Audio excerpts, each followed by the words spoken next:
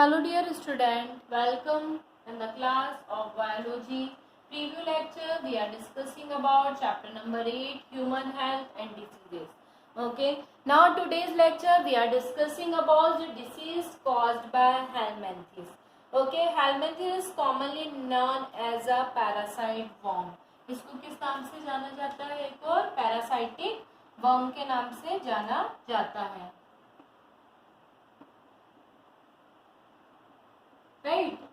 हम इसकी बात करते हैं तो ये जो वर्म होता है ये फाइलम नेमेटोडोड्स होते हैं और प्लेटीहेल्मिन्थेस के अंदर आते हैं. ये जो होते हैं एक तरीके के इंसेक्ट होते हैं जो लिविंग स्लम एरियाज और इन सब जगहों पे ज़्यादा देखने को मिलता है ना. इससे होने वाली फर्स्ट बीमारी के बारे में हम डिस्कस करेंगे. वो बीमारी है एस्केरेसिस.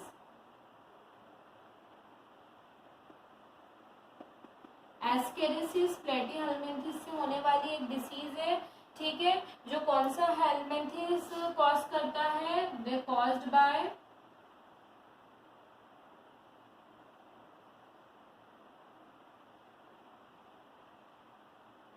एस्केरिस लम्बरिकॉइड्स. ठीक है, ये एक तरीके का क्या होता है? राउंड वर्म होता है. राउंड वर्म्स होते हैं ये. ठीक है, इससे ये बीमारी क्या होती है? कॉज होने का काम करती है. The world wide distribution is parasite in the alimentary canal. कहाँ पे पाया जाता है? ये एलिमेंट्री कैनाल के अंदर पाया जाता है. सेक्सुअली हम बात करें तो डायमॉर्फिक होते हैं. फीमेल जो होती है वो जनरली 20 to 49 सेंटीमीटर लॉन्ग होती है और इनका डायमीटर होता है 4 to 6 mm का. मतलब ये जो होते हैं ये कैसे होते हैं? डायमॉर्फिक होते हैं. डायमॉर्फिज्म शो करते हैं. फीमेल जो होती है इसकी मतलब किसकी हम इस प्लेटीहेल्मिन्थेस की बात कर रहे हैं. इसकी फीमेल होती है अबाउट 20 to 49 सेंटीमीटर लॉन्ग है ना. और इसका डायमीटर जो होता है 4 to 6 mm का. ठीक है, इसके अलावा अगर हम बात करें मेल जो होता है, male are smaller than female. Right, मतलब इसकी फीमेल कैसी होती है? बड़ी होती है. किससे? मेल से. ये जो होते हैं जनरली इसमें क्या सिम्टम्स दिखाई देते हैं? अगर ये बीमारी किसी के अंदर हो जाती है तो कुछ सिम्टम्स भी देखने को मिलते हैं जिसके थ्रू इसको पता लगाया जाता है इस बीमारी के बारे में. स्टोमक एच, पेट दर्द होना, वीकनेस, वॉमिटिंग है ना, इसके प्राइमरी सिम्टम्स होते हैं. इसके अलावा हेडेक होना, इरिटेशन होना, स्लाइटली फीवर रहना, बच्चे जो होते हैं उनके अंदर डिजीनेस होना है ना, ये सारी चीजें देखने को मिलती है. क्या होता है इसका ट्रीटमेंट की अगर हम बात करते हैं तो ट्रीटमेंट कैसे किया जाता है? ट्रीटमेंट की अगर हम इसकी बात करते हैं तो जनरली ट्रीटमेंट के लिए क्या होता है? एक सिरप आता है जिसको बोला जाता है पेप्रिजीन सिट्रेट करके एक सिरप होता है. उसके थ्रू क्या करा जाता है? ये डिसीज में दिया जाता है. इसके अलावा एडल्ट्स के अंदर हेक्सिलोचनाइनल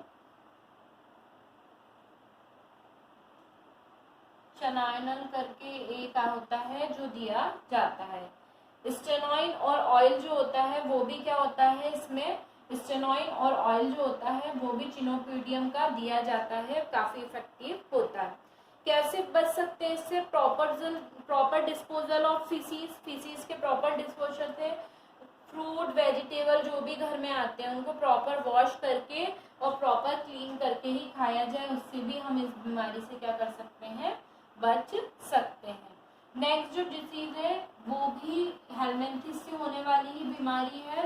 ये जो डिसीज होती है इसको जाना जाता है फाइलेरियासिस नाम से या फिर हम इसको एलिफेंटेसिस भी कहते हैं. कॉमनली इसको एलिफेंटेसिस भी कहा जाता है.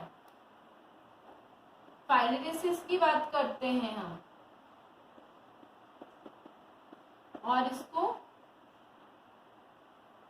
एलिफेंटेसिस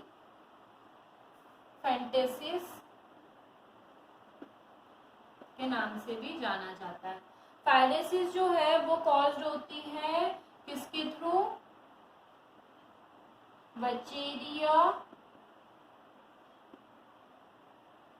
बेंचप्रोफिटी करके एक हेलमिंथेस होता है, उससे ये देखने को मिलता है। और ये क्या होता है, क्यूलेक्स करके, जैसे फीमेल एनाफिलिस होती है ना, वैसे क्यूलेक्स मॉस्किटोज होते हैं, है ना, मॉस्किटो होता है, उसके थ्रू क्या होता है, ये स्प्रेड आउट होता है।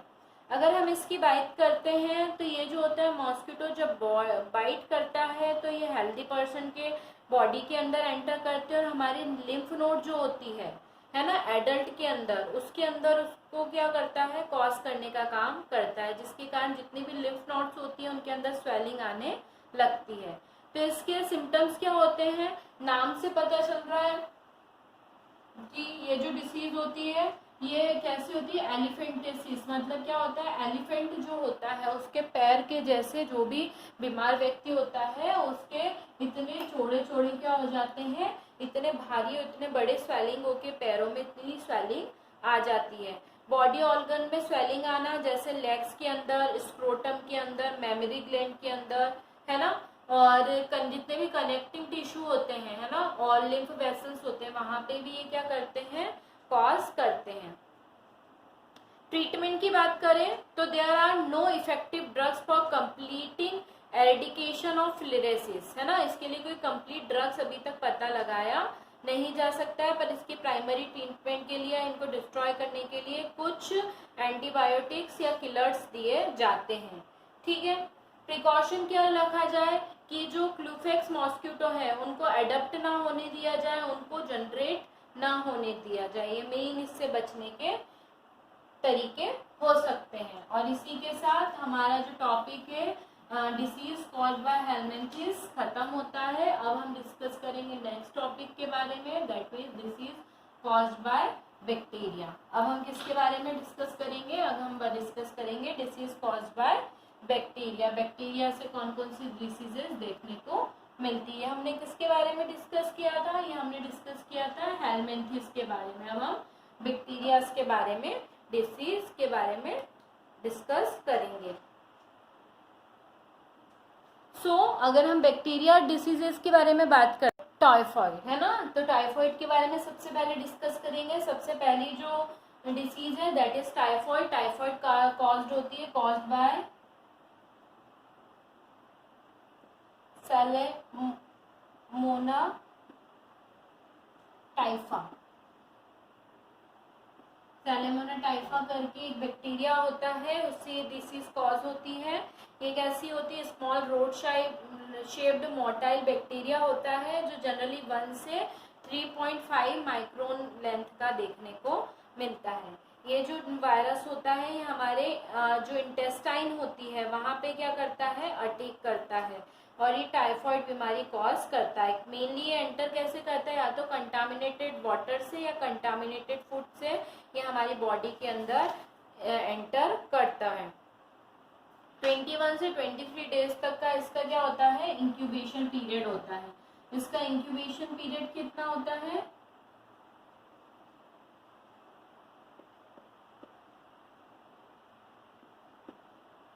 वो होता है अबाउट 1 to 3 वीक्स। ये इसका क्या होता है, इंक्यूबेशन पीरियड देखने को मिलता है।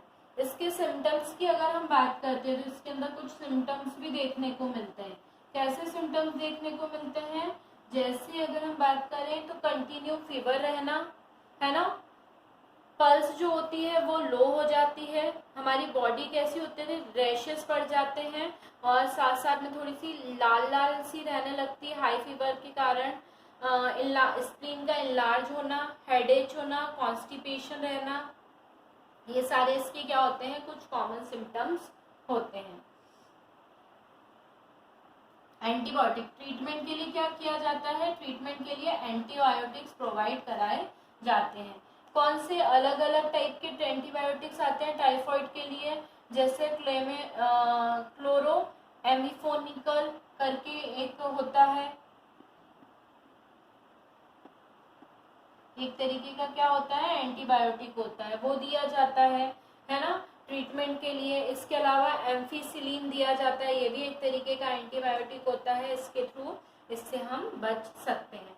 अब हम प्रिकॉशन क्या रखेंगे इससे बचने के लिए? अगर हम प्रिकॉशन की बात करते हैं तो इसका मेन प्रिकॉशन जो होता है वो होता है कि हम लोग क्या करें, अवॉइड करें किसको, टाइफाइड, कंटामिनेटेड फूड, हाइजीन का ध्यान रखें, कंटामिनेटेड फूड ना खाएं, जो पेशेंट है उसको आइसोलेट रखें, है ना। इसके अलावा ये जो होती है इसको कंट्रोल करने की कोशिश करें, क्लीन वाटर, क्लीन फूड, है ना, इन सब चीज़ों का ध्यान रखें। वैक्सीनेशन होता है, वैक्सीनेशन टाइफाइड के आज के टाइम में वैक्सीन भी लगाए जाते हैं, उन वैक्सीन को टाइम टाइम के लगाएं। कौन से वैक्सीन होते हैं, टेब और टेबेसी करके, TABC करके वैक्सीन होते हैं, इन वैक्सीन को लगा के भी हम इससे बच सकते हैं। Vaccine not necessary for children of age below 2 year, they are relatively insusceptible to the infection, children between 5 to 6 year need to vaccinated. किस एज में चाहिए होता है वैक्सीन की, 5 to 6 की एज में लगाता है, उससे कम एज में ये वैक्सीन वर्क ऑन नहीं होते हैं, है ना। तो इस तरीके से हम टाइफाइड डिसीज जो होती है उससे प्रिकॉशन रख सकते हैं और उनसे हम बच सकते हैं। इसके साथ ही हम नेक्स्ट टॉपिक यानी नेक्स्ट डिसीज के बारे में डिस्कस करेंगे। वो जो डिसीज है दैट इज निमोनिया। निमोनिया की अगर हम बात करते हैं तो ये भी किससे होने वाली डिसीज है, बैक्टीरिया से होने वाली डिसीज है। इसके बारे में भी आपने सुना होगा। जनरली ये जो होता है स्ट्रेप्टोकोकस निमोनिया नाम के बैक्टीरिया के थ्रू क्या होता है, फैलता है। स्ट्रेप्टोकोकस निमोनिया जो वायरस होता है, सॉरी बैक्टीरिया होता है, उसके थ्रू स्प्रेड आउट होता है। इसका इंक्यूबेशन पीरियड होता है 1 to 3 डेज।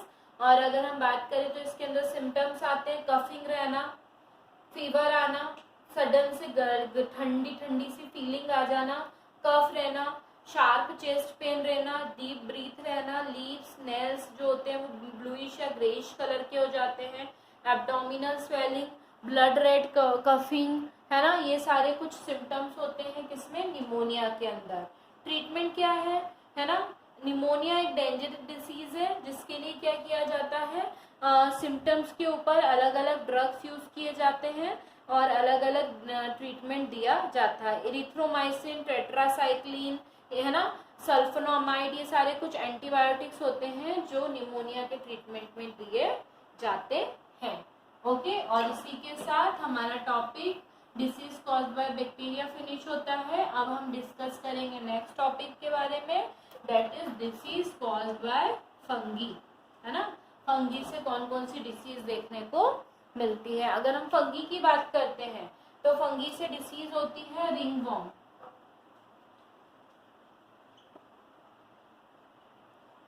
रिंगवॉर्म की अगर हम बात करते हैं तो एक तरीके की क्या है, स्किन डिसीज है, ठीक है। कौन सा पैथोजन इसे कॉज करता है, कौन सा फंगस होता है जिसको कॉज करता है, दैट इज माइक्रोस्पोरम। इसके अलावा ट्राइसाइटोन, इसके अलावा एपिडर्मोफाइटोन,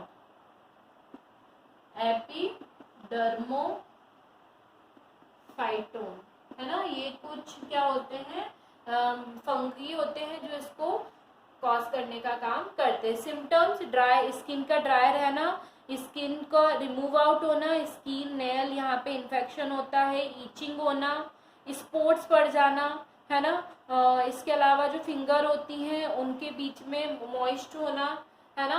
मोड ऑफ ट्रांजिशन क्या होते हैं इसके, यूजेस सॉइल के थ्रू, यूजेस टॉवर के थ्रू, यूजेस पॉम्प के थ्रू, इन्फेक्टेड पर्सन से हेल्दी पर्सन में ट्रांसमिट होते हैं।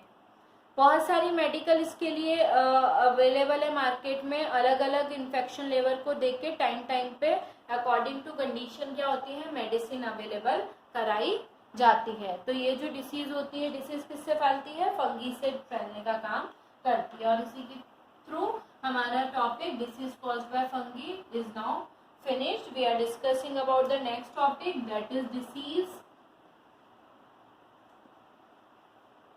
caused by virus. ठीक है, अगर हम इसके बारे में बात करते हैं तो इससे भी कुछ किसके बारे में बात कर रहे हैं हम, वायरस के बारे में। तो ये तो हमने इससे पहले फंगी के बारे में पढ़ा था, अब हम बात करेंगे वायरस के बारे में। तो वायरस की जब हम बात करते हैं तो वायरस जो होता है, वायरस से भी कुछ डिसीज देखने को मिलती है। इसमें सबसे पहली बीमारी जो है, फर्स्ट डिसीज जो है, दैट इज डेंगू। आप सब जानते हैं बहुत कॉमन फीवर है डेंगू फीवर, है ना, जो मॉस्किटो के थ्रू क्या होता है, मॉस्किटो बाइट से फैलने का काम करता है। डेंगू वायरस के थ्रू ये फैलता है। कौन से वायरस के थ्रू, डेंगू वायरस के थ्रू ये फैलने का काम करता है डेंगू फीवर। डेंगू फीवर जो होता है मॉस्किटो बाइट से फैलता है। डेंगू मॉस्किटो आते हैं, डेंगू मॉस्किटो के थ्रू ये फैलता है। क्या सिम्टम्स होते हैं, 3 to 15 डेज के बाद, मॉस्किटो बाइट के बाद ये इसमें हमारी जॉइंट्स में, मसल्स में पेन होने लगता है, लिम्फ नोड का स्वेल हो जाना, हेडेच रहना, फीवर रहना, है ना, बॉडी पे रेशेस आना, ये सारे क्या होते हैं, ये सारे, या फीवर कंटिन्यू बने रहना, ये सारे कुछ सिम्टम्स होते हैं ना। और ये जो होता है सिंड्रोमेटिक होता है जब, तो इसको बोला जाता है DHF। DHF का मतलब होता है डेंगू हेमोरेजिक फीवर, ठीक है, जो अंडर 10 ईयर के बच्चों में देखने को मिलता है। इसके अंदर क्या होता है, एब्डोमिनल पेन होना, सर्कुलेटर सिस्टम जो होता है उसका प्रॉपर तरीके से वर्क ना करना, इंटरनल ब्लीडिंग होना, ये सारी चीजें देखने को मिलती है। ट्रीटमेंट क्या है, prevention dengue fever required a control and eradication of mosquito carrying the virus. जो डेंगू वायरस होते हैं उनको फैलने से रोकने कर हम इस बीमारी से बच सकते हैं। Vaccine of dengue virus were approved in April 2016 for use of the dengue endemic areas, है ना, ठीक है। इसका वैक्सीन खोजा जा चुका है अप्रैल 2016 में। और यहाँ कहाँ पे, डेंगू जहाँ पे ज़्यादा कुछ ऐसे पर्टिकुलर एरियाज होते हैं जहाँ पे डेंगू जो होता है वो देखने को मिलता है, वहाँ पे इसको यूज में लिया जाता है, वहाँ पे वैक्सीनेशन में इसको यूज किया जाता है। और इसी के थ्रू हमारा, इसी के बाद हमारा नेक्स्ट जो डिसीज है वायरस से होने वाली, दैट इज चिकनगुनिया। अगर आपने, ये भी बहुत कॉमन है जो आपने सुना होगा। चिकनगुनिया जो होता है ये चिकनगुनिया वायरस के थ्रू या फिर चिक वायरस के थ्रू देखने को मिलता है ना। फर्स्ट वीक जो होता है इन्फेक्शन का, चिकनगुनिया वायरस ब्लड के थ्रू हमारी बॉडी के अंदर मॉस्किटो बाइट से फैलता है। और इसके जो सिम्टम्स होते हैं, है ना, जॉइंट्स के अंदर पेन होना, 3-7 डेज तक जो होता है सीवियर पेन, जॉइंट्स पेन और फीवर रहना, पूरी मसल्स और ये सब जो होती हैं अकड़ जाती हैं, हेडेच रहना, स्वेलिंग आना, रैशेस आना, ये सारे कुछ इसके कॉमन सिम्टम्स होते हैं। ट्रीटमेंट क्या है, प्रॉपर रेस्ट लेना, डिहाइड्रेशन ना हो, ज़्यादा से ज़्यादा पानी पीना, है ना। मेडिसिन जो है अकॉर्डिंग टू फीवर और पेन उनको दिए जाते हैं। साथ साथ में मॉस्किटो जो होते हैं उनसे बचना, ये चिकनगुनिया के कुछ प्रिकॉशंस होते हैं। So the next disease, that is third one, that is common cold. Common cold आप सब जानते हैं, हमको हर साल हर एक व्यक्ति को के अंदर देखने को मिलता है। ये भी एक बात तरीके की वायरस और इन्फेक्टेड डिसीज है जो हमारी रेस्पिरेटरी सिस्टम, है ना, से होता है। कोरोना, है ना, corona virus, respiratory synthetic virus, influenza, parainfluenza, ये सारे जो होते हैं ये कुछ वायरस होते हैं जो कॉज होते हैं, है ना, कॉमन कोल्ड में। इसके सिम्टम्स क्या होते हैं कॉमन कोल्ड के, वही सर्दी, पेशेंट जो होता है बताओ उसको छींके आना, स्नीजिंग होना, कफिंग होना, हेडेक कुछ होना, मसल्स एचेस होना, है ना, ये सारे इसके सिम्टम्स होते हैं। फीवर भी आ जाता है बहुत सी बार। ट्रीटमेंट क्या होता है, एंटीबायोटिक्स दिए जाते हैं, एंटीवायरल्स दिए जाते हैं, है ना, ओटीसी जो होते हैं वो दिए जाते हैं, एंटी एस्थमेटिक्स चीज़ें दी जाती हैं, है ना, ये सारी चीज़ें क्या होती हैं इसके अंदर दी जाती है। और इसी के साथ हमारा topic disease caused by virus now finished. We are discussing about in next lecture that is immunology. ठीक है, हम नेक्स्ट टॉपिक में इम्यूनोलॉजी के बारे में डिस्कस करेंगे। हमारा आज का टॉपिक फिनिश होता है। So student, have a nice day, good bye.